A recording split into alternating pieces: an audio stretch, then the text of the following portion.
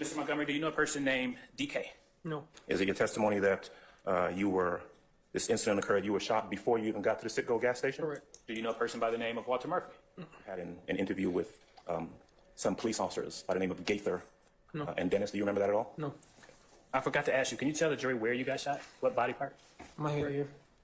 Where the den is. There's no school there. I never even made it to the Citgo.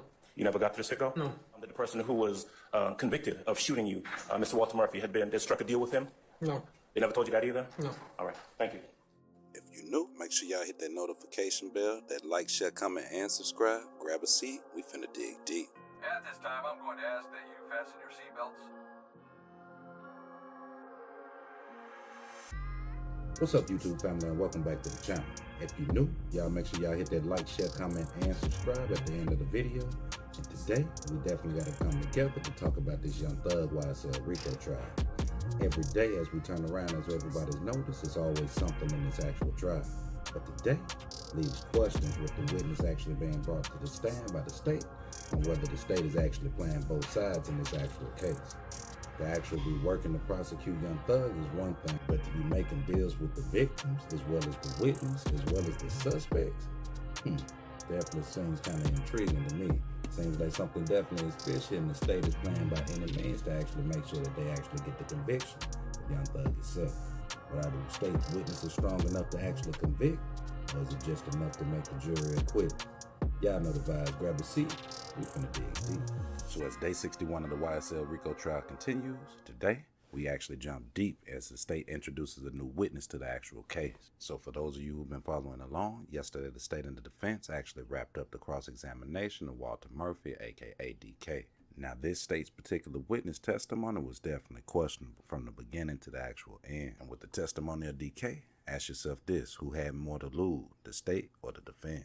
We witnessed the prosecution actually take the pleas and agree to not use them, to turn around and actually use them as leverage to those witnesses taking the stand, which actually leads us here today, 61, where the defense actually made a deal with DK with the victim on the stand. Let's dig.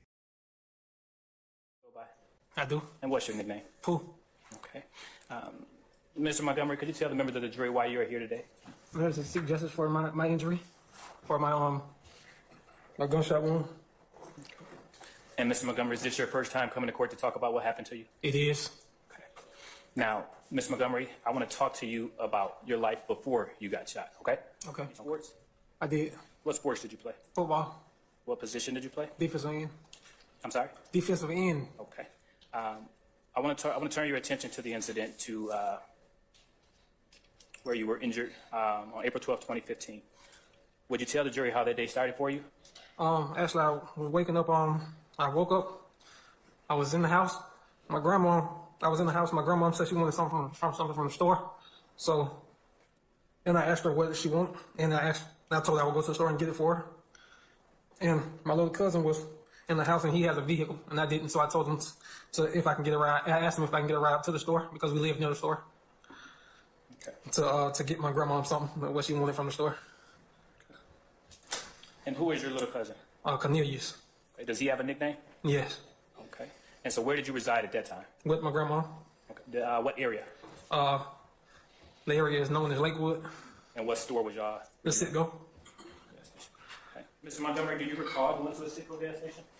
I'm sorry? Do you recall going to the Citgo gas station? Do I recall going to it? Yeah. Yes. Okay. And in that time period, from the time leaving your grandmother's house to going to the Citgo gas station, did you have any kind of beef or anything with anyone? No. No. Okay. In the hospital? I was. And why were you recently in the hospital? Asthma. Okay. And seizures. Okay. I have seizures because of the gunshot. Now. How frequently do you have those seizures? Maybe about like a couple every month. Mr. Montgomery, do you know a person named DK? No. Do you know a person named OG Bentley? No. Do you know an individual by the name of Rodney Allison? No. Do you know a person by the name of Walter Murphy? No. Have you ever had any kind of contact with any of those individuals? Nope. No further questions at this time, Your Honor. Now that was the way that you come out for the state. Definitely got to say the state came out hot and they came out strong. For one, they came out setting the tone for the actual jury, creating that emotion and invoking emotion throughout the actual courtroom. cold move. Secondly, they also introduced this person with a visual. Now, ironically, the state has the advantage at this point. I definitely got to give it to the state. See what the way that they're calculating the witnesses as well as the way that they're moving the witnesses and introducing them to the jury. Pay attention. The state's just playing chess. Now, hopefully the defense will actually get back on the board and catch up with this W for the day. Let's dig.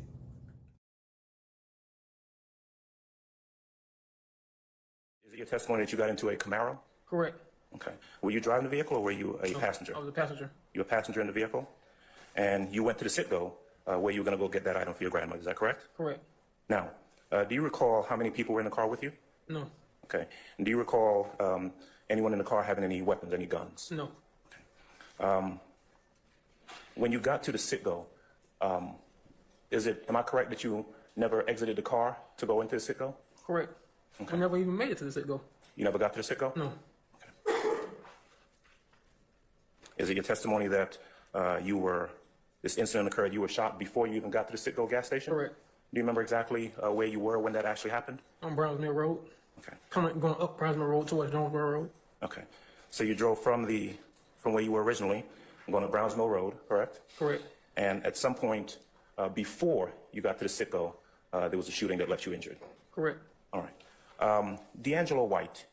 Who is D'Angelo White? I have no idea. Okay. Do you recall that at some point after you got out of the hospital, you had an interview with some police officers by the name of Gaither and Dennis? Do you remember that at all? No. Okay. Do you have any recollection of at least Atlanta police detectives coming to your house and asking you questions about the incident? No. Do you have any recollection whatsoever of meeting with anyone at your house and indicating that you had absolutely no memory of anything that happened on that evening, either before, during, or after the incident? No. Man, now that's got to be definitely scary. Imagine waking up, leaving to go to the store, just happening to go to the store to just grab anything from the store, and you get caught and involved in a random shooting that leaves you with half your head. Now, granted, but it didn't lose his life, so that's definitely a blessing in itself. But imagine the impression that they left on the jury. So not only do you get the impression, you get the visual, and you get the actual tone. But where's the Rico? Let's dig. Did I hear you say earlier that you are not familiar with the name DK? Yes. Okay. Do you have any recollection of being asked by anyone with the Atlanta Police Department about DK and saying that you had heard that name before? No. At any time after the incident occurred, were you asked to come to court in regards to someone named DK being related to or connected with this incident? Not that I can recall. Okay. Did you ever had any communication with the district attorney's office prior to the past few months or so? Yeah, I do. They came to the house. Okay. When was that, recently? Maybe about a month and a half ago. Okay. No time back in 2015? No time back in 2015. Okay. All right, one moment, please. Now, when Adams comes up, Adams always comes up with this approach where you know it's definitely methodical and he's definitely back on the chessboard.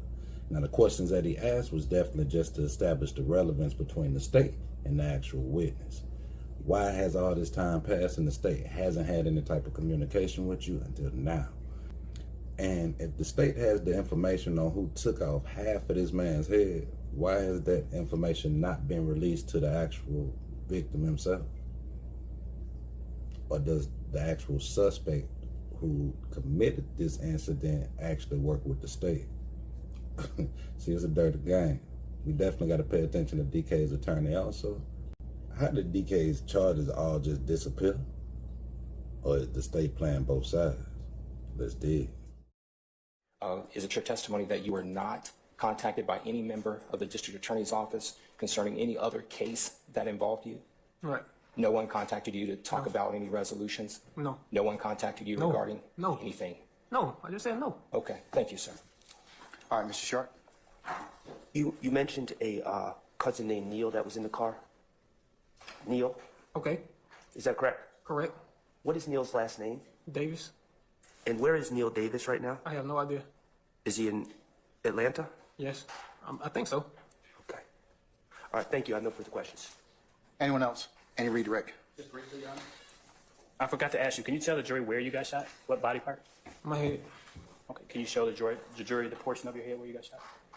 right here. Where the dent is. You can see the marks right there. The staples and stitches right there.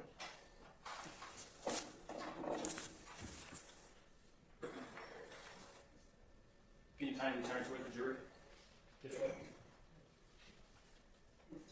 Right here. Where the dent is. There's not a skull there.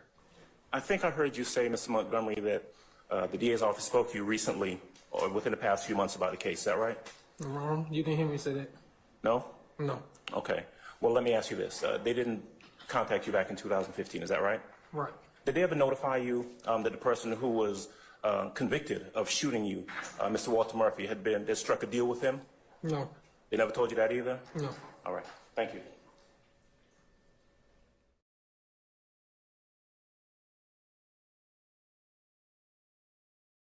Now that was explosive. The back and forth between the state and the defense, cross-examining the witness and the redirect as well. Phew. Only to find out at the end that the state's still making deals. Imagine being this actual victim. Better yet, imagine being the actual jury that's actually sitting up and witnessing this. For one, the state created a great case, great witness, great visuals, set the tone for the morning. But then to only find out that there was a deal made by the suspect at the end of the day. And imagine being this victim on the other side. Forget the people that are involved in the case, the person that did the shooting, but imagine the victim being the person that's actually involved, who actually went through this, the procedures, the seizures. You're here today under the impression that you're here seeking justice for a shooting that happened, only to find out that the people that are guaranteeing you finally your justice made a deal with the actual suspect. Bomber to the defense. Bomber to the state. That's definitely gotta hurt. So ask yourself this, what's the real benefit of this witness to the state?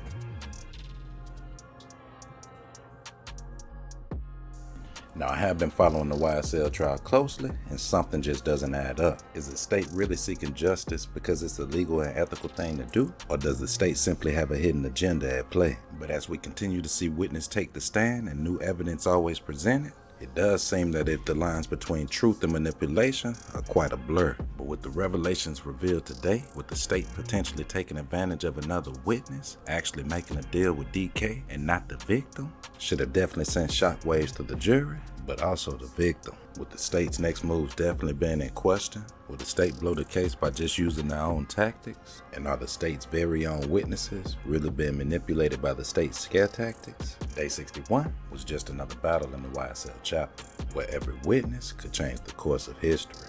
In my opinion, I do see a lot of separate crimes and individual things that occurring, plus a lot of pleas and cooperation, but where's the Rico? As the Young Thug YSL Rico Trial continues, y'all make sure to hit that like, share, comment, and subscribe. Jump in the comments, let me know what you think. Have you seen The Strongest Witness? Will Young Thug go free? Until next time, y'all make sure y'all stay vigilant and stay safe. The life you save might just be your own. It's your boy Jay. Until next time, gone.